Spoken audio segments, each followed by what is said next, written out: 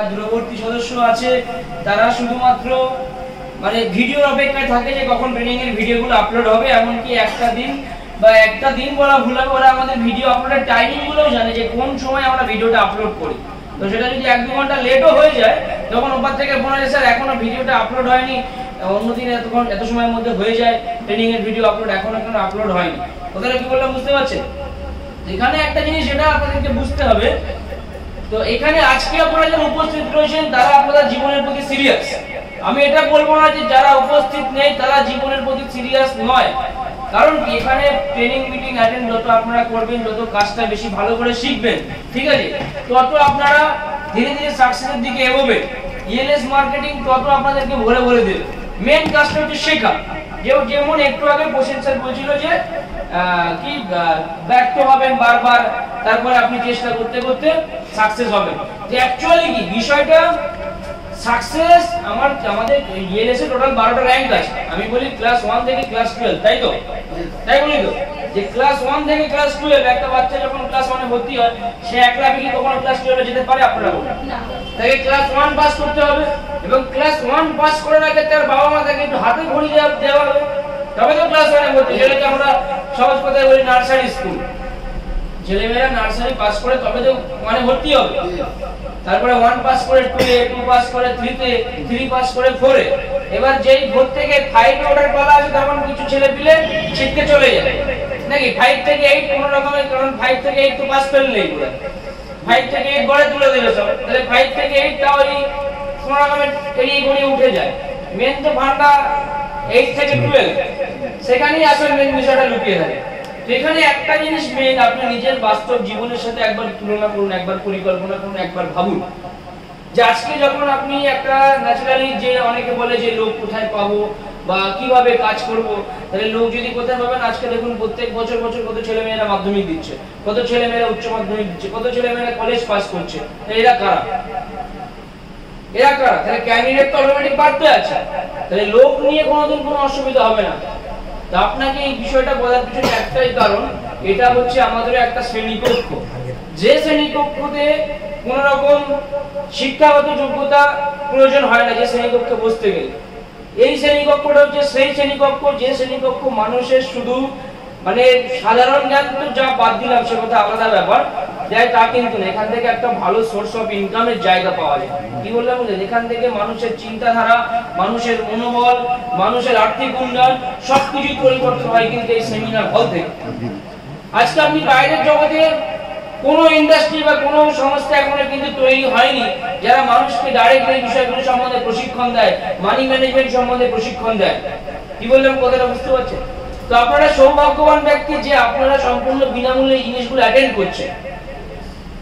Success পেতে গেলে failure আপনাকে হতে হবে এবং প্রত্যেকটা ফেলিওর আপনি যতবার চেষ্টা করবেন ততবার ফেলিওর হবেন, কিন্তু আপনি যদি আলটিমেটলি দিনের শেষে চেষ্টা না করেন তাহলে ফেলিওর হওয়ার কোনো প্রশ্ন আসে? আপনারা বলুন, ফেলিওর হওয়ার কোনো প্রশ্ন আসে? আপনাকে তাকে পরিশ্রম করতে হবে নাকি?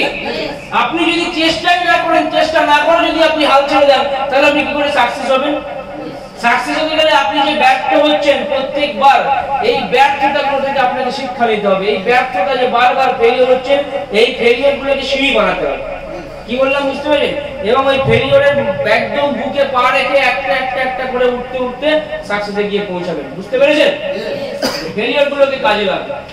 এখানে একটা জিনিস অনেকে দেখবে নেগেটিভ হয়ে যায়, 2-5 দিন কাজ করে, আরে সিস্টেমটা ভালো করে বুঝুন। আপনারা এতদিন কাজ করছেন, আমি যদি এখানে ন্যাচারালি চ্যালেঞ্জ করে বলছি, যদি সবাইকে বিজনেস প্ল্যান দেওয়ার কথা বলা হয় অনেকে দিতে পারবে না। তো বিজনেস প্ল্যানটা দেওয়া শিখুন আগে। আপনি কি চুরি করছেন? আরে বিজনেসটা আজকে আপনার আছে, তো আপনার বিজনেসটা আপনাকে তৈরি করতে হবে। ইএলএসে যারা আপনারা কাজ করছেন, লাইফটা আপনার লাইফটা অন্য কেউ করে দেবে না। তো আপনাকে বিজনেস প্ল্যানটা নিজেকে দেওয়া শিখতে হবে। কি বললাম বুঝতে পেরেছেন? যেখানে সবকিছু খুবই গুরুত্বপূর্ণ।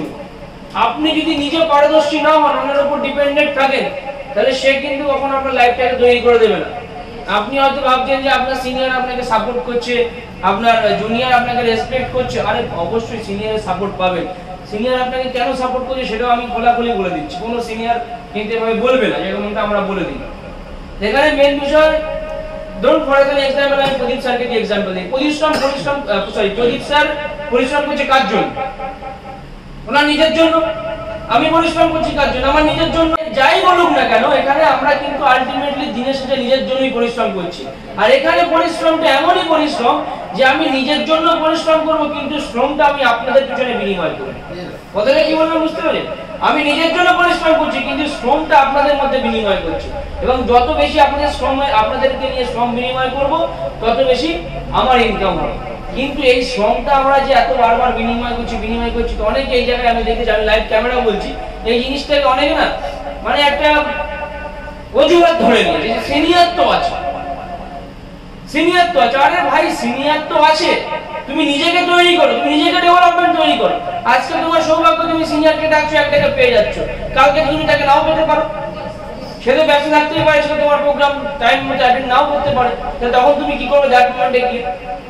তো এই জিনিসটাকে অনেকে দেখছি যে এখানে খারাপ হওয়ার কিছু নেই।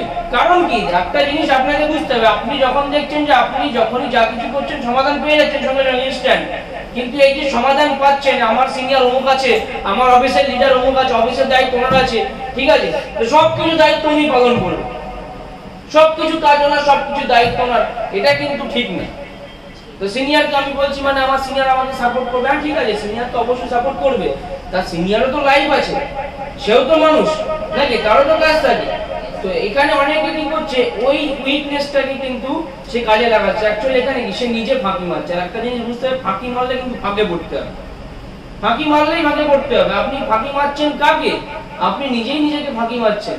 তো নিজেকে ইমপ্রুভমেন্ট করুন, নিজেকে তৈরি করুন। আপনি যত বেশি মানুষের সংস্পর্শে যাবেন, মানুষের সাথে কথা বলবেন, মানুষকে বিজনেস প্ল্যান দেবেন, বিজনেসটাকে সুন্দর করে প্রেজেন্টেশন করবেন, সেখানে ভুল ত্রুটি হবে, সেই ভুল ত্রুটিগুলোকে আপনি আস্তে আস্তে রিকভারি করবেন। তারপরে আস্তে আস্তে আপনার একটা, দুটো, 10টা, 100টা করতে করতে আপনার পুরো বিষয়টা থ্রোলি একদম মুখস্থ হয়ে যাবে যে কিভাবে আপনাকে কাজটা করতে হয়, আপনি টেকনিকটা জেনে যাবেন। কিন্তু এই টেকনিকটা যদি আপনি অন্যের উপর ছেড়ে দেন, তাহলে সে তো তার মতো করে বেরিয়ে আসবে। কথাটা কি বললাম বলেন? আমি প্রত্যেকটা মানুষকে একটাই কথা বলি যে আপনি বিজনেস প্ল্যান দেবেন লজ্জাহীন, ভয়হীন, জড়তাহীন। আজকে এলএস এর যে প্ল্যান আছে, আপনারা বলুন তো কোন জায়গায় গিয়ে, অল ওভার ইন্ডিয়া কি অল ওভার ওয়ার্ল্ডে কোন জায়গায় গিয়ে প্ল্যান দিলে কারো বুক কাঁপবে, কারো হাত কাঁপবে? মানুষের চোখে চোখ রেখে বুক খুলে বিজনেস প্ল্যান দিবেন আপনারা। এখানে চুরি করছেন না, এখানে আপনি মানুষকে বলছেন না যে ভাই তুমি আজকে দাও, তোমার 40 দিনের টাকাটা বলবো, বলছেন? এখানে কোম্পানি বলছে আপনাকে 10 টাকা দিতে হবে, দিলে আপনি 5 দিন মাথায় 20 টাকা পাবেন, বলছে কোম্পানি আপনাকে একবারও। তো ভাবুন বুঝে, তাহলে কিসের ভয় পাচ্ছেন আপনি? কিসের জড়তা কাজ করছে আপনার মধ্যে? যে লাইনে চলছেন আপনার জীবনটা দেখুন একটা ছন্দে, একটা ট্র্যাকের মধ্যে দিয়ে চলছে, একটা লাইন, রেল যেমন একটা লাইনে চলে। তা আপনি যদি ওই লাইনে কন্টিনিউয়াসলি চলতে থাকেন, আপনার জীবনে যে ইএলএস এসেছে, আপনি যদি সেখান থেকে পরিবর্তন না আনতে পারেন, আলটিমেটলি কোনো লাভ আছে কাজ করে? দীর্ঘদিন কাজ করবেন, ট্রেনিং মিটিং অ্যাটেন্ড করবেন, বাড়ি যাবেন, আসবেন, যা করছেন তাই করে যাবেন, কোনো পরিবর্তন আসবে না। আসবে কি আপনারা বলুন? তাহলে পরিবর্তন আনতে গেলে আপনাকে যেটা করণীয় সেটা করতে হবে। শুধু ট্রেনিং মিটিং অ্যাটেন্ড করলাম, শুধু যে পড়াশোনা করে গেলাম সারা মাস, তা কিন্তু হয় না। এটা শিখলে হবে না, সেটাকে বাস্তবে রূপ দেওয়ার জন্য সেটাকে আপনাকে প্র্যাকটিক্যালি অ্যাপ্লাই করতে হবে। কি বললাম বুঝলেন? আপনি শুধু শিখেই যাচ্ছেন, কিন্তু আপনি সেটা কোনো জায়গায় অ্যাপ্লাই করছেন না, তাহলে সেই শেখার কোনো মানে হয় না। শিখছেন যেটা, সেটাকে অ্যাপ্লাই করুন। আমাদের বিজনেসটা হচ্ছে কপি পেস্ট একটা বিজনেস। আর এই কপি পেস্ট বিজনেসটা কি, আপনি যেটা শিখবেন সেটা আপনি আপনার টিমের ডাউনলাইনকে সুন্দর করে শেখাবেন। প্রত্যেককে ভালোভাবে বলে দিচ্ছি, একটু শুনে নেন মন দিয়ে, যতজন ইএলএস এর অ্যাক্টিভ মেম্বার আছেন। দেখুন, সাকসেস যদি পেতে চান, সবথেকে গুরুত্বপূর্ণ যে বিষয়, যেটা একদম সবার প্রথম যে বিষয়টা ইম্পর্টেন্ট, নিজের মাইন্ডটাকে শক্ত করতে হবে, নিজের মন কি চাই সেটাকে দেখতে হবে। আপনারা নিজেরা বলুন, আপনারা কি এখান থেকে সাকসেস হতে চান? মনে হয় না। আপনারা কি এখান থেকে সাকসেস পেতে চান? তাহলে আপনি যদি সাকসেস পেতে চান, সবথেকে গুরুত্বপূর্ণ বিষয় যেটা, 100% সেলফ কনফিডেন্স, আত্মবিশ্বাস রাখতে হবে নিজের উপরে, যে আমি এখান থেকে সাকসেস পাবো, পৃথিবীর কোনো ক্ষমতাই আমাকে এখান থেকে আটকাতে পারবে না। এবার শুধু টার্গেটটাকে ফিক্স করলে হবে না। কি বললাম বুঝলেন? টার্গেটটাকে ফিক্স করলে হবে না। আপনি ধরুন, কথার কথা বলছি, ধরুন আপনার কাছে পড়াদার এক্সাম্পল যদি বলা হয়, আজিবুর, ধরো আজিবুর আমাদের ছেলে, তো আজিবুরকে ধরুন একটা AK-47 ধরিয়ে দেওয়া হলো, আর দু রাউন্ড গুলি দিয়ে দেওয়া হলো। আজিবুরকে ছেড়ে দেওয়া হলো একটা জঙ্গলে, সামনে প্রচুর শিকার, পা হরিণ ঘুরে বেড়াচ্ছে, আজিবুরকে শিকার করতে বলা হয়েছে। তো আজিবুর যদি মেশিনে গুলিগুলো লোড করে ঘাটাঘাট করে চালা বস্তুকে নিশানা করে একটা হরিণকে নিশানা করে যদি গুলিটা ছোড়ে সেটাতে কাজ হবে, নিশানাতেই কাজ হবে। তাহলে আপনারা নিজেরাই বলছেন নিশানাতে কাজ হবে, তাহলে আপনারা কি করছেন? যাকে পাচ্ছেন তাকেই বলছেন, কাউকে ছাড়ছেন না। এটা হচ্ছে একটা বাছাইকরণ বিজনেস। আপনি যাকে পাচ্ছেন তাকে বলুন, তাতে আমার কোনো অসুবিধা নেই, কিন্তু আপনাকে বেছে নিতে হবে। আপনি কাকে ধ্যান চালাচ্ছেন, যেটাই বাজছে বাজছে, যেটাই বাজছে না বাজছে না, নাকি বাজার কথা ছিল বলেন বাজছে গিয়ে ব্যাঙের গায়ে, ব্যাস দুদিন পরে ব্যাঙ উল্টে চিৎকার। কি বললাম কথাটা বুঝলেন? এখানে আপনাকে দেখতে হবে সেই সমস্ত মানুষগুলো যারা নিজেরা জীবনে কিছু করতে চায়, যারা জীবনে প্রতিষ্ঠিত হতে চায়, যারা নিজের সাথে সাথে অন্য মানুষকে উপকার করতে চায়, যারা সমাজকে একটা ভালো মেসেজ পাঠাতে চায়, যারা সমাজের উন্নয়ন চায়, সেই সমস্ত মানুষদেরকে আমাদের এই সিস্টেমে প্রয়োজন। সবাইকে প্রয়োজন নেই। বাবুল স্যার বারবার করে বলে যে দুষ্টু গরুর চেয়ে শূন্য গোয়াল অনেক ভালো, তো দুষ্টু গরু আমাদের দরকার নেই। আপনারা কি করছেন? আপনারা তো ভুল করছেন, অধিকাংশ ক্ষেত্রে কিন্তু এগুলো আপনারা করছেন। তো আপনি দেখুন আপনার পরিবারে, আপনার চেনা জানার মধ্যে বা আপনার রিলেটিভের চেনা জানার মধ্যে কার এই চাহিদাটা আছে, কে জীবনে কিছু করতে চায়, কে নিজের পায়ে দাঁড়াতে চায়, সেই মানুষটাকে আপনি শনাক্ত করুন এবং তাকে সঠিকভাবে বিজনেস প্ল্যানটা দিন।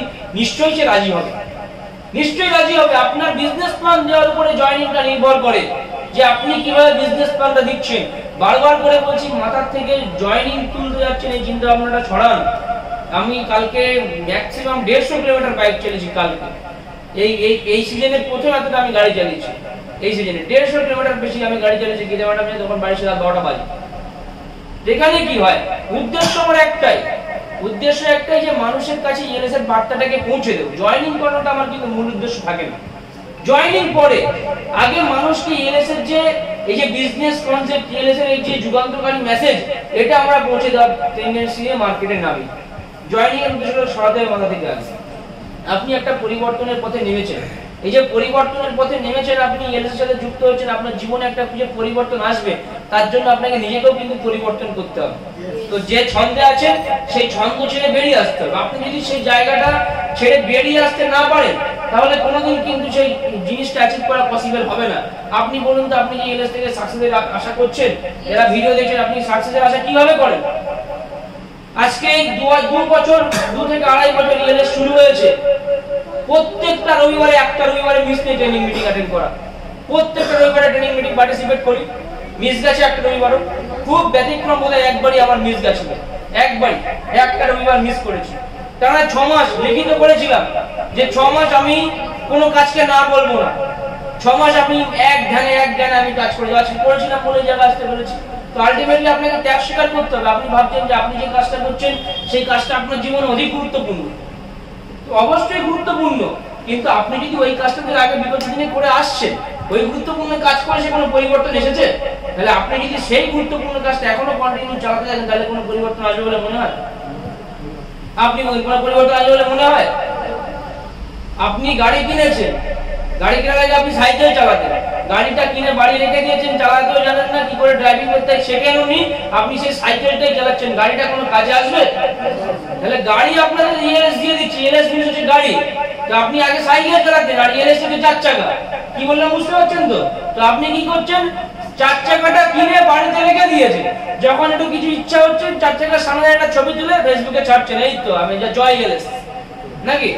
কিন্তু তা করলে তো হবে না, গাড়ির ভিতর বসে স্টিয়ারিংটা ধরে চালাতে হবে, তবে তো গন্তব্যে পৌঁছাতে পারবে। হয়তো সেই আপনি কি করছেন, জয় ইএলএস দিতে আবার সাইকেল নিয়ে যাচ্ছেন। তো মানুষ কি ভাববে? মানুষ কি ভাববে যে শুধু ইএলএসই করে, ইএলএস করে কিছু করতে পারে না। কথাটা কি বললাম বুঝতে পারছেন তো? তো পরিবর্তন আনতে গেলে নিজেকে আগে পরিবর্তিত হতে হবে, নিজের মেন্টালি প্রিপেয়ার হতে হবে নিজেকে। কিন্তু আমি সবসময় কথা বলি যে দেখুন, দুটো দিক, একটা অভ্যন্তরীণ একটা বাহ্যিক, দুটো জিনিস আপনাকে পরিবর্তন আনতে হবে। নিজের মনটাকে পরিবর্তন করতে মনের ভিতর থেকে কি পরিবর্তন আনতে হবে? একটা দাতা ভাব আনতে হবে যে আমি ইএলএস এ কাজ করছি মানে আমি একজন দাতা। আমার হাতে যে পাওয়ার আছে যা অন্য কোনো মানুষের হাতে নেই, যা কোনো নেতা মন্ত্রীর হাতে নেই, যা কোনো সরকারি কর্মচারীর হাতে নেই। এখন কোনো মানুষকে যদি আপনি বলেন একটা চাকরি দিতে, সে কি পারবে? কিন্তু আমাদের ইএলএস মেম্বারদের কাছে যদি এসে বলে যে আমার একটা কাজের দরকার, আমরা দিল খুলে দিয়ে দেবো, হ্যাঁ ভাই এসে তোমার জন্য দরজা খোলা আছে, কাজ করে, ইনকাম করো, মাইনে নাও, নাকি? তাহলে আমরা হচ্ছে সার্বিক দাতা, আমরা সবাইকে দিতে পারবো। কজন মানুষের হাতে এই ক্ষমতাটা আছে? তাহলে এই ভারতবর্ষ 150 কোটি দেশে আমরা এই প্রথম 2000 ব্যক্তি যারা ইএলএসএ জয়েনিং রয়েছি তারা ভাগ্যবান। তার কারণ কি, আমাদের ভিতরে সেই দাতা জিনিসটা রয়েছে। তো নিজের মনের ভিতর থেকে দাতা মনোভাব তৈরি করি যে আমি হচ্ছি দাতা, আমি যে জিনিসটা একজন মানুষকে দিতে পারবো অন্য কেউ সেই মানুষটাকে দিতে পারবে না। কি বললাম বুঝতে পেরেছেন? তো অভ্যন্তরীণ পরিবর্তন মানে এটাই যে মনের ভিতর থেকে দাতা ভাব আনতে হবে। আর বাহ্যিক পরিবর্তন কি? চাল চলন, কথাবার্তা, এলাকা, পোশাক, এগুলো। এটা হচ্ছে বাহ্যিক পরিবর্তন। আপনি ইএলএসএ জয়েনিং হচ্ছেন, আপনার অভ্যন্তরীণ পরিবর্তন হচ্ছে